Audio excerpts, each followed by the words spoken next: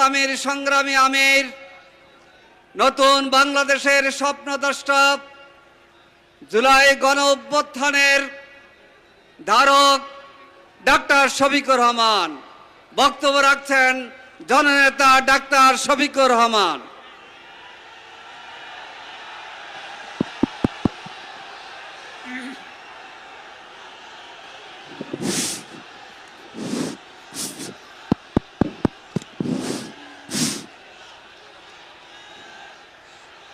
লিল্লাহি তাকবীর, লিল্লাহি তাকবীর। আসসালামু আলাইকুম ওয়া রাহমাতুল্লাহ। কেমন আছেন আপনারা সবাই?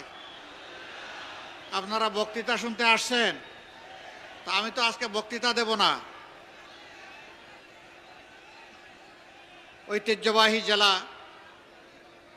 টাঙ্গাইলের আজকের এই নির্বাচনী জনসভা,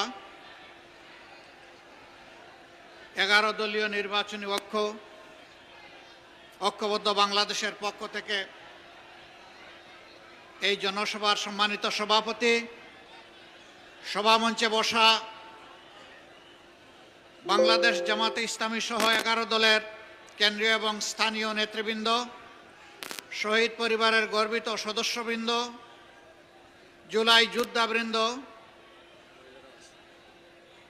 টাঙ্গাইলের আপামর জনতা মা এবং বোনেরা, টাঙ্গাইলবাসী ভাইয়েরা, সাংবাদিক বন্ধুগণ, আপনারা হয়তো অনেকেই জেনেছেন ইতিমধ্যে আজ সন্ধ্যা 6:30টায় বাংলাদেশ জামাতে ইসলামী আগামীর বাংলাদেশ কিভাবে গড়তে চায় সেই ইশতেহারটি ইনশাআল্লাহ প্রকাশ পাবে। আমাকে সেখানে যেন আল্লাহ তাআলা যথাসময়ে হাজির হওয়ার তৌফিক দান করেন। ইতিমধ্যে কুড়িগ্রাম, লালমনিরহাট, তারপরে নীলফামারী, শেরে আমরা এখানে এসে হাজির হয়েছি। বাকি সময়টা আল্লাহ তাআলার সাহায্য চাই। জাতির প্রয়োজনে, মানবতার প্রয়োজনে, দিনের প্রয়োজনে আল্লাহ যেন আমাদের রাস্তা সহজ করে দেন এবং নিরাপদ করে দেন।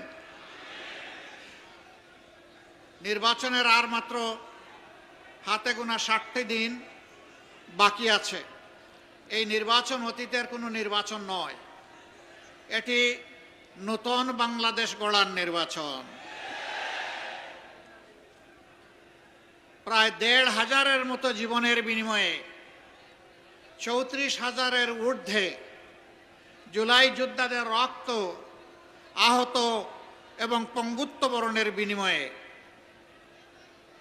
আজকের এই নির্বাচন।